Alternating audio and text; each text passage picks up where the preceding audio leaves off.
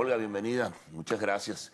Yo me decía, bueno, vamos a tratar de incorporarnos y hacer algo y para evaluar lo que hasta ahora es el recorrido, ¿no? De lo que vemos de lo que será este próximo año escolar. Ustedes en la Asamblea de Educación, ¿qué conclusiones pueden sacar? Mira, lo primero es que comenzó muy irregular y todavía el Ministerio no ha dado una explicación de por qué comenzó diciendo que empezaba el 26, pero además que al principio dijo, vamos a comenzar el 26 por la transformación curricular. La transformación curricular es de media, que comienza el 3 de octubre como es tradición. Entonces no entendemos por qué la primaria comenzó, primaria inicial, Sí. comienza el 26, pero después de que empezamos a ver cómo fue el movimiento del fin de semana antes de las clases, nos damos cuenta que el Ministerio no estaba listo para eso. Nos pusimos a revisar el documento de lo que, el que ellos siempre mandan a principios del año escolar a las escuelas, que se llama Orientaciones Pedagógicas, tiene un cronograma donde dice que con la mesa del Vivir Bien se iban a coordinar la planificación que incluía el Ministerio de Educación y van a discutir el día 15 cómo era la planificación. Si tú ibas a discutir en unas mesas el día 15 cómo era la planificación, no podías comenzar el 16, que era cuando correspondía comenzar. Entonces yo siento que el ministerio pasan los años y en lugar de planificar con tiempo, mejorar, no, lo que hace es empeorar, más improvisación. Este año, por ejemplo, el calendario lo puso, el calendario ese que es más de efemérides que otra cosa, lo puso en su página al día siguiente de que el ministro dio el anuncio de que era el 26, y bueno, lo bajamos y tenía un montón de errores. O sea, fechas que no coincidían con la fecha. Entonces, tú dices, bueno, pero ¿por qué no esperaron un día más? Hicieron las correcciones que tenían que hacer, hicieron un buen calendario y lo sacaron porque no les importa la calidad de lo que hacen. Y con esto es así con todo. O sea, no hay nada novedoso esto de la transformación curricular al final de cuentas, ¿qué significa? Mira, la transformación curricular hasta donde hemos podido ver en los documentos. Lo que está planteando ya estaba planteado antes, que es trabajar por proyectos, integrar, los proyectos son integrales. La innovación, si se pudiera decir así, está en que se ordena las asignaturas en áreas y se crean unos temas que son imprescindibles, ¿no?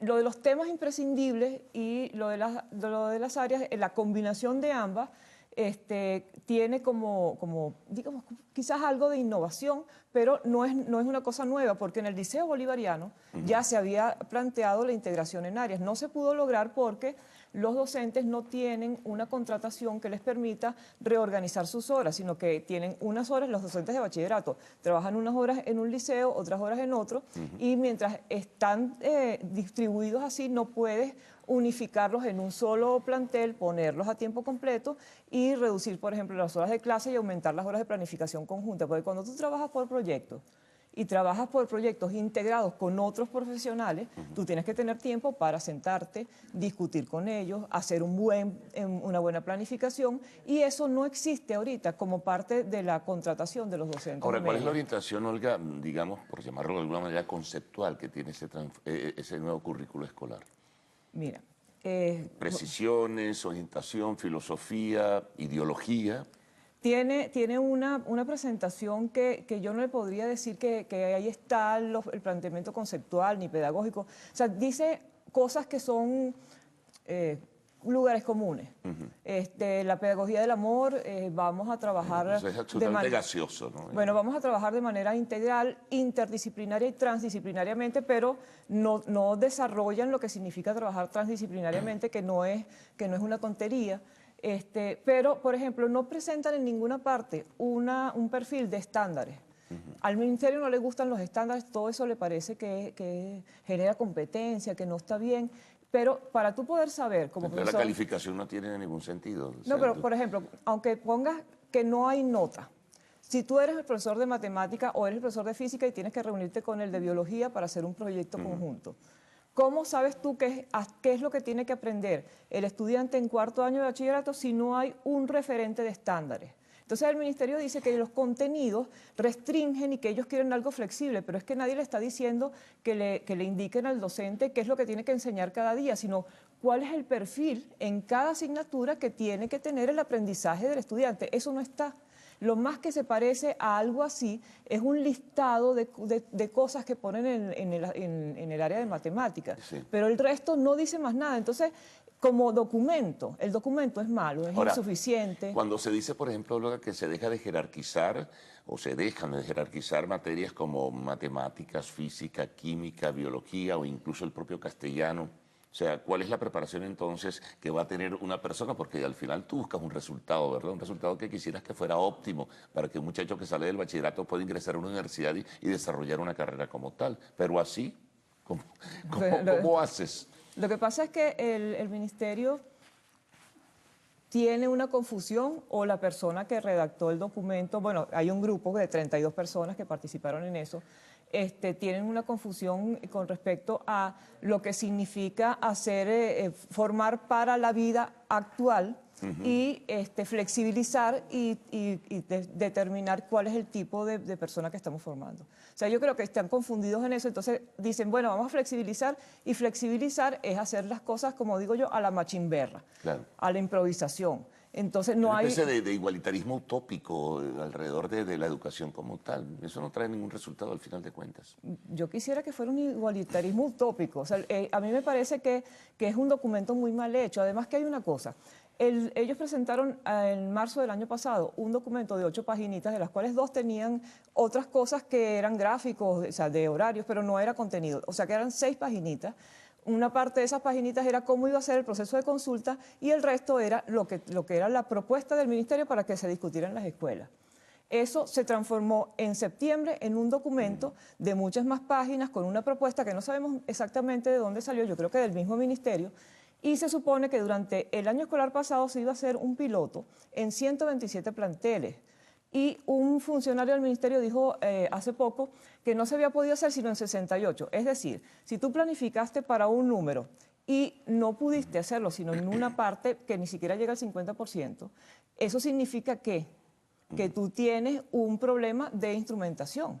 Entonces, claro, si tú tienes un problema de instrumentación, cuando estás haciendo digamos, ya la reformulación que decía allí en las instrucciones que se iba a hacer a partir de la experiencia piloto, se va a reformular y con los aportes de las consultas de los docentes y las comunidades educativas se va a reformular, tú esperas que ahorita tuviéramos un documento distinto. Ahora, en suma, ¿qué tipo de estudiantes estamos formando o se está formando en el país? Bueno, estamos formando unos estudiantes muy mal formados porque en bachillerato tenemos un currículum del 69 con unos retoques del 70 y del 72, algunos detalles del 91. O sea, tenemos una deuda con los estudiantes de media. Deberíamos estar haciendo una reforma curricular, pero lo que se está planteando es de tan mala calidad que yo me temo que en lugar de formar lo malo que estamos formando ahorita, vamos a formar los peor. Ahora, en ese sentido, las observaciones que con buen tino, buen criterio realizan organismos o instituciones como la Asamblea de Educación y las redes que hay y diversas ONG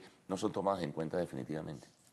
Bueno, ustedes las plantean, eventualmente puede haber reuniones con funcionarios del Ministerio de Educación, pero al final de cuentas ellos establecen una orientación que no es la que ustedes sugieren. Y dicen que fue establecida con base a la consulta del 2014, que eso es una de las cosas que es lamentable. O sea, el Ministerio hizo todo un proceso, la sistematización de esa información fue muy precaria.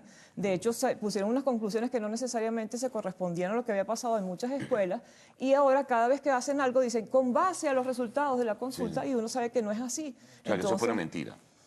Los resultados son los que ¿O fue muy limitada la consulta en todo caso? No, la consulta, digamos que lo que pasó en las escuelas fue extenso, pero cómo se recogió el resultado de la consulta en cada escuela y se transformó en las conclusiones que ellos plantean, eso es lo que no fue así. O sea, que hubo una especie de depuración. Exacto.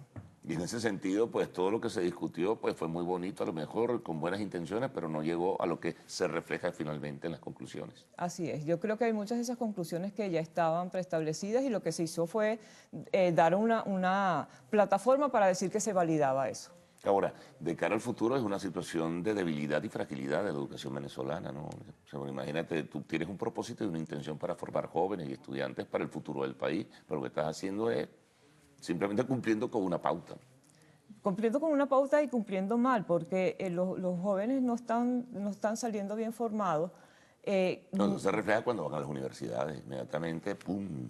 Por El supuesto. rebote, ¿no? Y por eso es que el Ministerio de Educación Universitaria tiene el empeño de modificar el sistema de ingreso y poner todo por la asignación del CNU. Y entonces eso hace que tú no necesites demostrar que tienes las competencias para ingresar a la universidad porque te asignan directamente. Pero ¿en qué país que tú tengas recorrido de historia se ha dado algo así? Yo creo que ni en los países comunistas se daba eso. No, esto sí es una innovación Original del proceso. Sí, y lo peor es que no estás haciéndole ningún favor a los estudiantes porque no estás incluyendo. O sea, Claro. lo que estás haciendo es sometiéndoles al estrés de que no van a tener éxito en la universidad. Sí, definitivamente. Bueno, seguiremos con estos temas. Olga, muchas gracias por haber compartido con nuestros televidentes en el día de hoy. Bueno, hacemos una pausa y al regreso pues estaremos con el segmento de arte y espectáculos en lo actual.